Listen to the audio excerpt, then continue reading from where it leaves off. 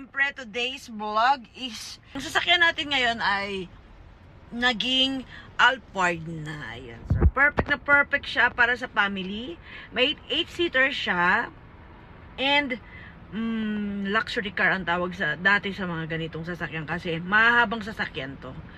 So, I'm happy to have this car, and syempre, galing to sa aking jowa na si Kobachang. Bilhin niya sa akin for the meantime, habang wala pa talagang pangmayaman na kuruma. Pero ito, as in saktong-sakto lang sa ganda ng kuruma or sasakyan. And maganda siya para sa akin pagpunta ng sa trabaho. Dahil sa highway din ako dumadaan. At yung hindi ko pa pala nasabi sa inyo yung dati kong kuruma ay, ang dati kong sasakyan ay nasira na. And nagpasalamat ako sa kanya ng 12 years naming pagsasama. Inihatid niya ako sa pupuntahan ko ng safe. And syempre dahil din sa akin yun, safe, drive safe, diba? And ayun, happy naman ako. And ayun, meron tayong bagong kuruma. Ipapakita ko lang sa inyo kung gaano siya kaganda sa outside and inside out. And sana ay maging mahaba na naman ang aming pagsasamahan ng sasakyan na ito. And medyo mahal lang pagkakabili ni Koba, pero sulit na sulit sa ganda and sa kintab. Dahil ang may-ari ng sasakyan na ito dati ay sobrang malinis sa sasakyan. Malinis sa sasakyan at ano pa ba? Sobrang punas siya ng punas. Kaya ang sasakyan na ito ay talagang makintab. Diba? Hiyang-hiya naman ako. And mamaya ulit. See you mamaya. Hello guys! At eto na nga, magdadrive na tayo papunta sa ating pupuntahan. And because today is maganda ang panahon, maganda ang klima, and syempre hindi na mainit at hindi rin malamig. So ito po ang aming kuruma. Ito ang bago naming car ni Koba. So ayan po, ako po ang may-ari ng sasakyan na ito for the meantime. So ganyan siya kaganda. Diba? Maluwag, malinis, at wala ka pong makikita mga bakas ng kadumihan sa sasakyan na to. Kahit pangalawa na po ako may-ari nito. And ayan, 8-seater siya na pwede po kayong magdala-dala ng mga kaibigan. Pero wala naman akong kaibigan, kaya wala siyang ilalaman dyan na 8 tao sa loob. Puro anino lang or mga kaluluwa sa likod. Okay. So ako lang po ang mag-drive dito. Hindi rin po ako mahilig makipagkaibigan sa maraming tao. Dahil takot po ako sa mga kaibigan. And syempre, yan, ganyan po kaganda ang loob ng interior ng aking sasakyan. This is what you call the Alphard yan sa English, pero sa Japanese, Alphado. Okay? So, mahabang kuruma ito. Gusto niyo po malaman kung ano po bang ibig sabihin ng Alphard. At isa po ito sa mga masasabi nating minky or isa sa mga mahihilig ang mga Japanese sa mga mahahabang kuruma, lalong-lalo sa family. And syempre kahit mga single lang po mga Japanese, mahihilig din po sila sa mga mahahabang kuruma. Why? Because ang mga ganitong klaseng kuruma ay mabibilis. Hindi mo kailangan i-push na matagal sa paa dahil siya ay umaandar ng smooth. Yan, diba? Ang tawag dito sa Alphard ito ay V6 dahil ang kanyang machine ay ang Corting V6. Diba? Ang mga nakakaalam lang po na yung magagaling sa mga car. Diba? Yung mahihilig ang mga shumi nila or yung mga kung na lang mga hobbies ay ang pagtingin ng mga cars. Ayan. Ang V6 ay isa sa mga magagandang car na machine sa car. So, yan. Bigyan natin siya ng ibig sabihin, kung ano ba ang ibig sabihin ng Alphard 6V. So, wait lang. Okay, ano po ba ang definition ng Toyota Alphard? So, hindi tayo masyadong magaling sa mga pangalan ng mga sasakyan dahil hindi naman talaga ako mahilig din sa mga pangmayamang sasakyan. Basta para sa akin, ang sasakyan is basta umaandar at nakakarating sa dapat mong panuntahan, is masaya na ako doon.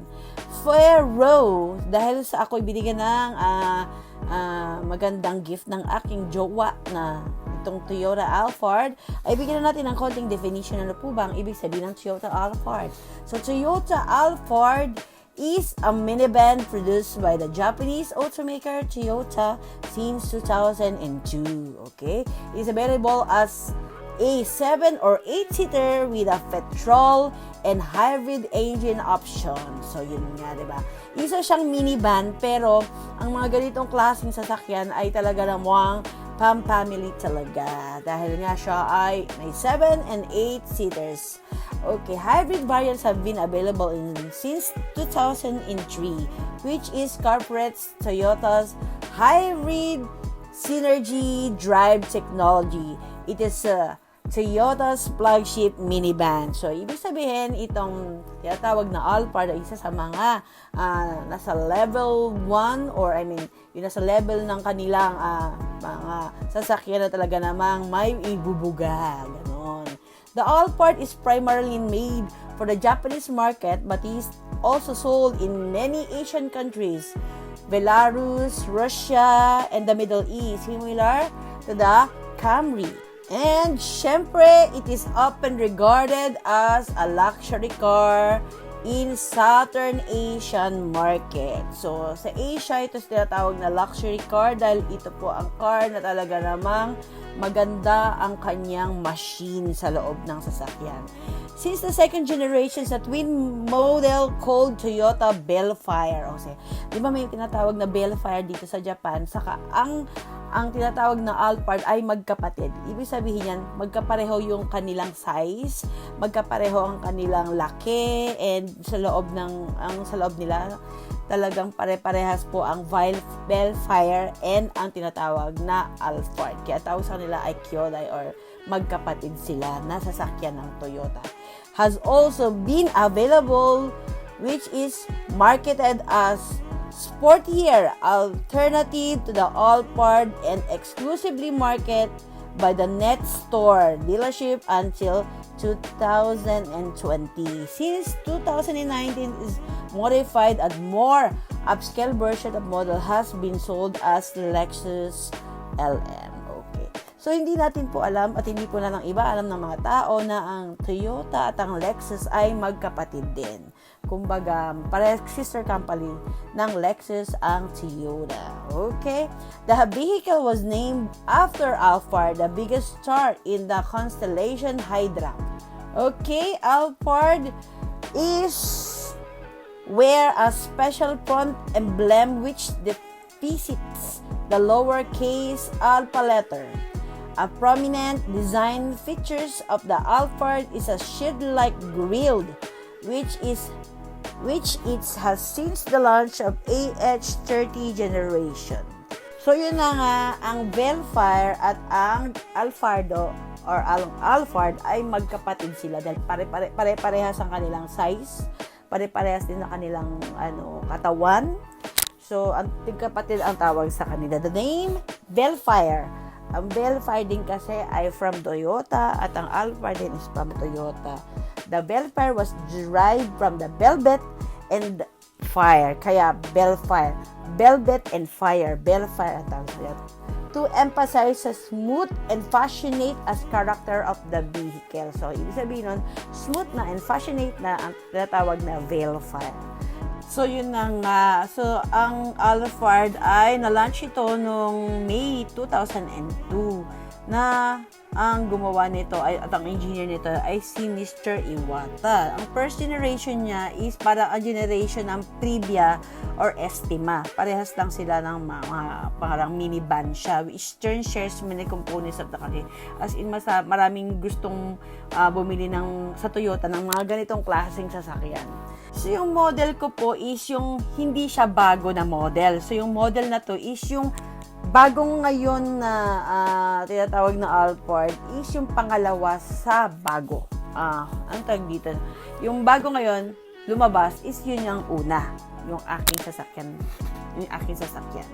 So, yung Alphard na ito ay talaga namang ginawa siya para ma-attract yung mga age ng 30 to 40 years old ang range kasi nga super maganda siya and stylish talaga yung ganitong mga sasakyan. Lalong-lalo na ay karaniwan sa mga gumagamit nito ay yung mga 30 to 40 years old na talaga namang parang high ace ang dating niya.